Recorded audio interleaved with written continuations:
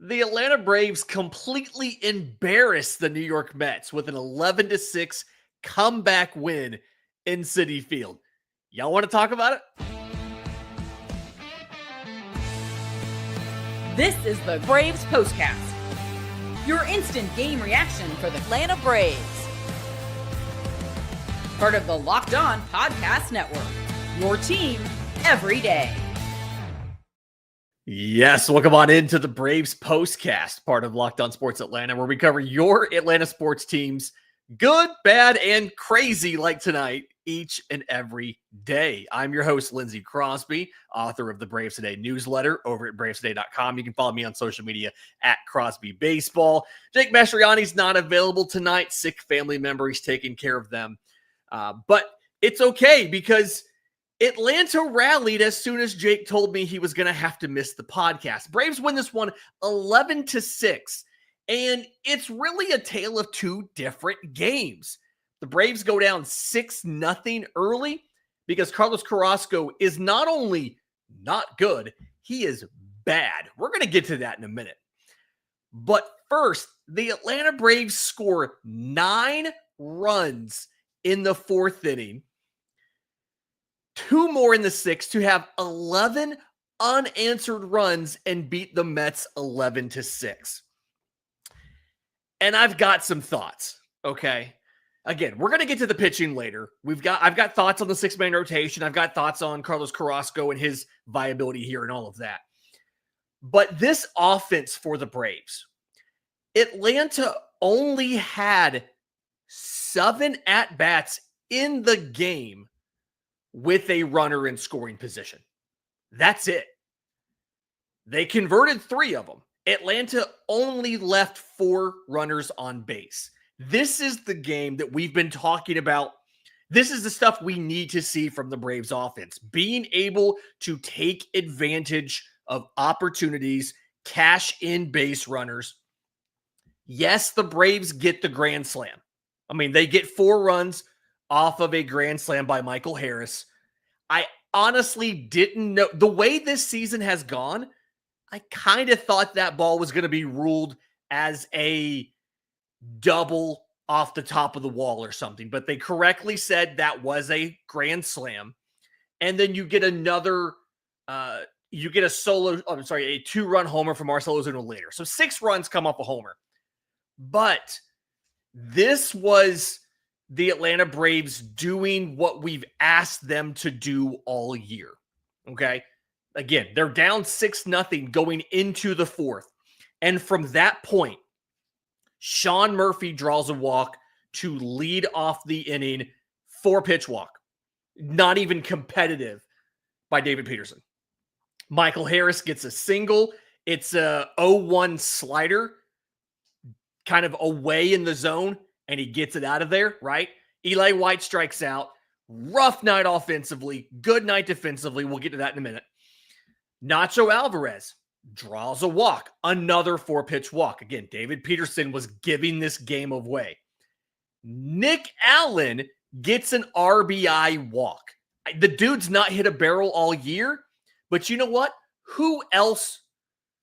You do not want to throw to Nick Allen with the bases loaded because that man will work a walk. It's a 9-pitch walk. Nick Allen battles here. This is not like the Nacho Alvarez walk, like the Sean Murphy walk that are 4 straight pitches. Nick Allen works this count. He gets down 0-2, takes a sinker high, fouls off 2 pitches near the zone, takes a ball out of the zone, fouls off another pitch in the zone, draws the walk. Fantastic at-bat from Nick Allen. Yes, he doesn't have any power to speak of. I don't care. The kid's a Gold Glove defender, and you know what? He had some pretty good at-bats tonight. That brings in 1 run.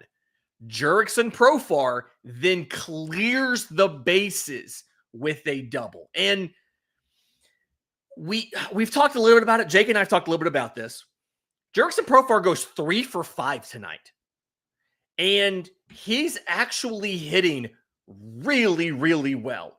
Yes, his average is only 245 right now. The last week, He's batting 292 with a 500 slug. He's drawn 9 walks in the last 7 games. So Jurickson Profar clears the bases, and then after that, Matt Olson works a walk as well. They switch to Reed Garrett, so they take David Peterson out. They go to a righty to Reed Garrett. Marcell Ozuna gets an RBI single. Ozzie Albies strikes out. 5 pitches, 4 are in the zone. Really hard to argue here, right? Sean Murphy draws another walk. 2 walks in the inning for Sean Murphy. And then Michael Harris gets the grand slam. And honestly, this is the grand slam here is what you should be really happy about. Not because of the result, obviously, it's a grand slam. But I can't remember how many times this year we have all complained that Atlanta's opponents, like last night, when they get a center cut pitch, they hit it. And when Atlanta gets a center cut pitch, a middle pitch, they don't.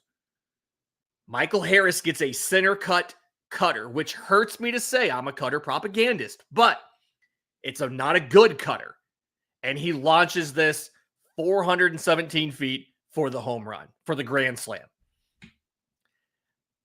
This is to the point, and Doc made the point here in the chat, the Harris adjustments after the All-Star break have made him legitimately in the second half of the year, or second, right?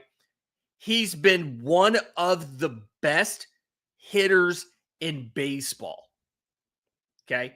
In the last 30 games for Michael Harris, 30 games, he's batting .342 with a .633 slug. He had one of the worst OPSs among any qualified hitter in baseball. And right now, he's brought that up to a .669. Not awesome, right? Obviously.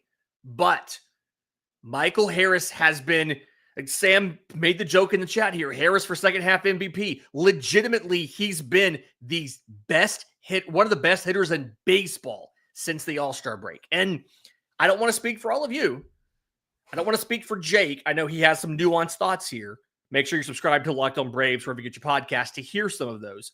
I legitimately think that Michael Harris's second half run here kind of solidifies that, yes, not only should he be penciled in as a starter next year, but it feels like the issues that he was facing, because it's mechanical changes and not just a run of luck, and it's a good sample size here, it's more than 30 games, that it's safe to assume that it's more likely than not he is the Michael Harris that we know next year. John had a great stat here in the chat. The last 25 games, he's hit 7 homers. He hit 6 homers in the first 93 games. I wouldn't go as far to say he shouldn't play in the second half, but somebody asked me over on Braves Today the other day, maybe we should send Michael Harris to winter ball so he can get all the struggles out before the season starts. Because again, one of the best hitters in baseball in the second half. Never mind, he's still giving you the Gold Glove caliber defense. Like Nick Allen's giving you the Gold Glove caliber defense without the home run. He's going to get a home run this year. I know he is. But Michael Harris has been fantastic. He gets the grand slam tonight. Marcell Ozuna, since they decided they were not going to trade him, has been fantastic in the second half. While I don't love the idea of not having Drake Baldwin playing near everyday playing time, I want him to win Rookie of the Year. I want that draft pick for Atlanta. Marcell Ozuna in his last 15 games is hitting .277 with 7 homers. In the last week, he's hitting .333 with 5 homers. Marcell Ozuna's doing really well. And the offense is surprisingly what's carrying this team right now. They're having to carry the team because the pitching staff, and specifically the rotation, has been really, really bad. And we saw some of that from Carlos Carrasco. We'll break that down next, right here on the Braves Postcast. If you're running a business, you know that every missed call is money left on the table. Think about the last time you had a service emergency. I had one of the springs in my garage, like for my garage door break, and we couldn't get the vehicles out of the garage.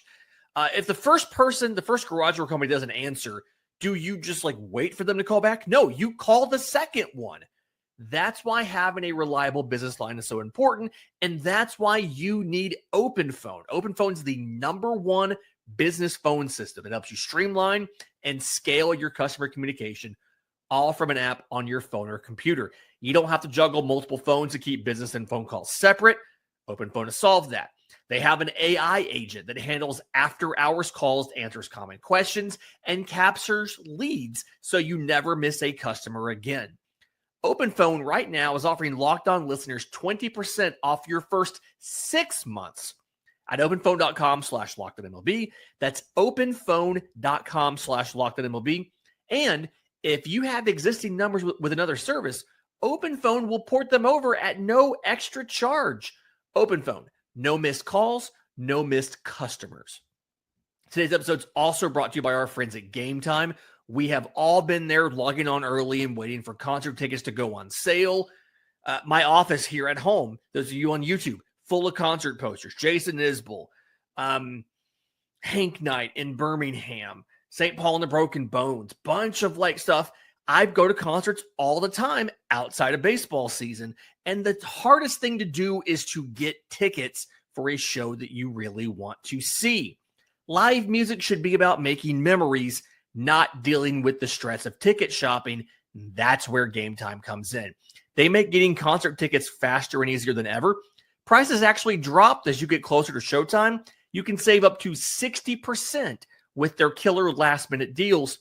And if you know generally where you want to sit, but you don't want to go through and figure out which specific seat you want, their zone deals will pick the best seats in your chosen section for you. So take the guesswork out of buying tickets with Game Time. Download the Game Time app, create an account, use code LOCKEDONMLB for $20 off your first purchase. Again, create an account, redeem code LOCKEDONMLB for $20 off. Download the Game Time app today. Last minute tickets, lowest price, guaranteed.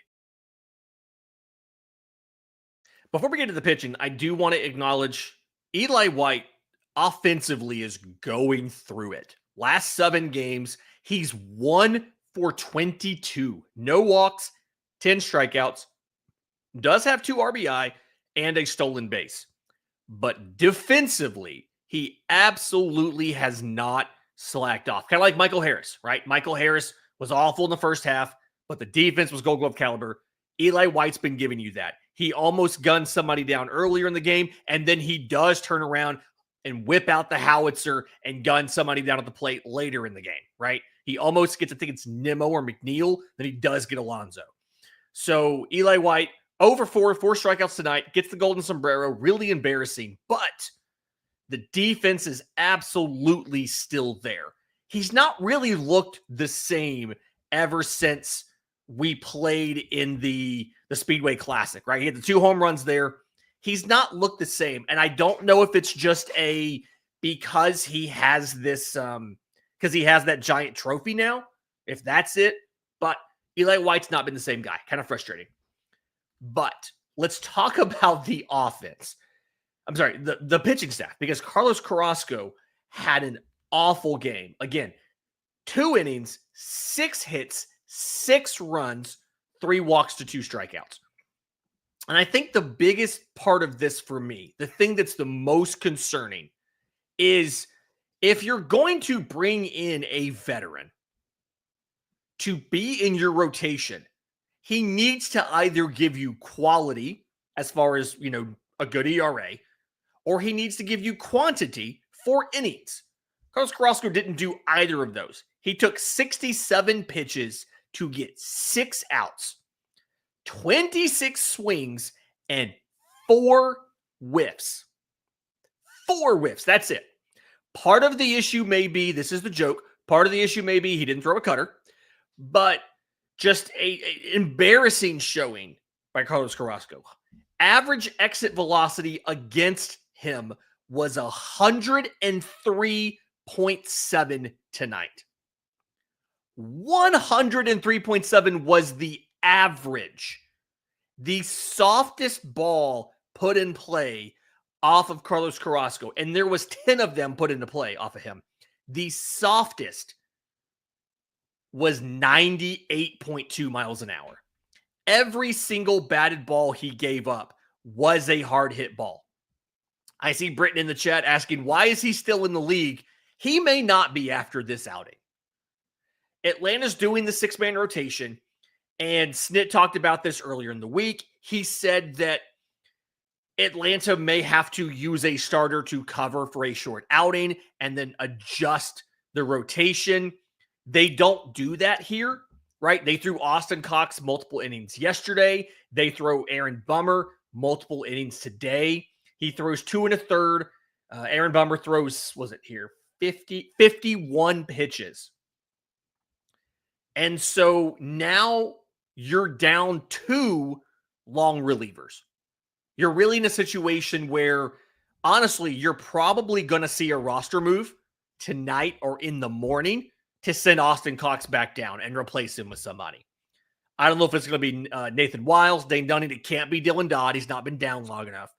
But you're in a situation where you already had a shorthanded bullpen.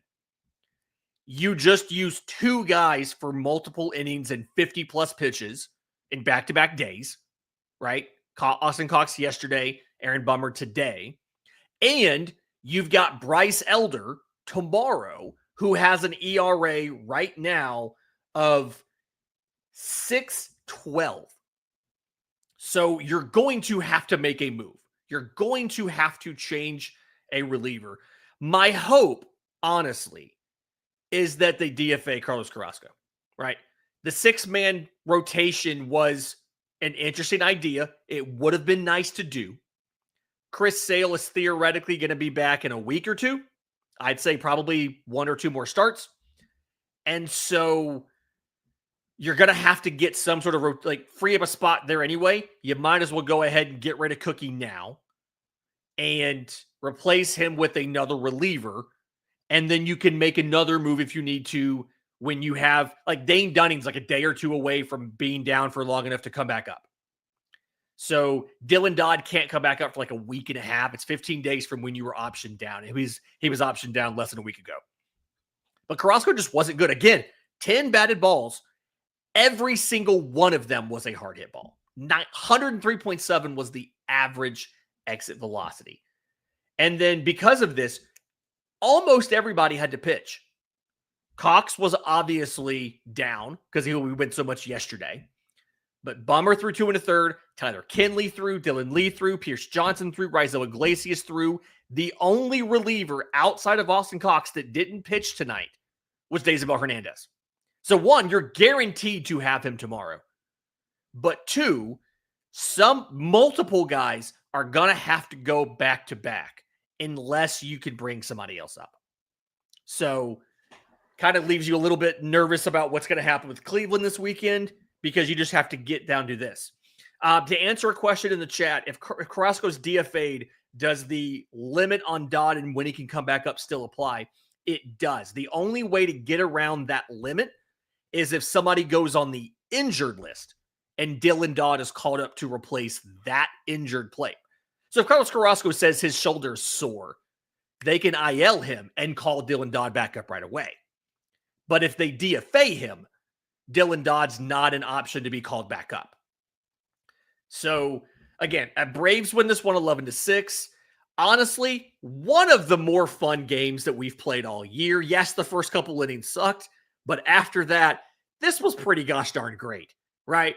Juan Soto hitting a home run to stake them to a lead, and then when runners actually got on base and the game mattered, he struck out a couple times. A runner getting thrown out at home. Just a lot of LOL Mets stuff kind of happening in this game. Iron Lung on YouTube says he's going to go watch the Mets postcast after this. Chris Schubert's a great dude. He really works hard over there. Don't be mean to him, but definitely go check it out. He gets into his feelings from time to time about these losses, and I would too if this was my Mets team, who's been spiraling and been dreadful, had a big win yesterday, and then to blow a win like this, I would also be mad as well. Again, Braves win this one 11-6. We are back tomorrow. This is Bryce Elder versus Kodai Senga. We all know who Elder is at this point. Kodai Senga came out of his last start in the 4th inning. He got like an early out in that inning and then just started having some issues, some walks and things like that.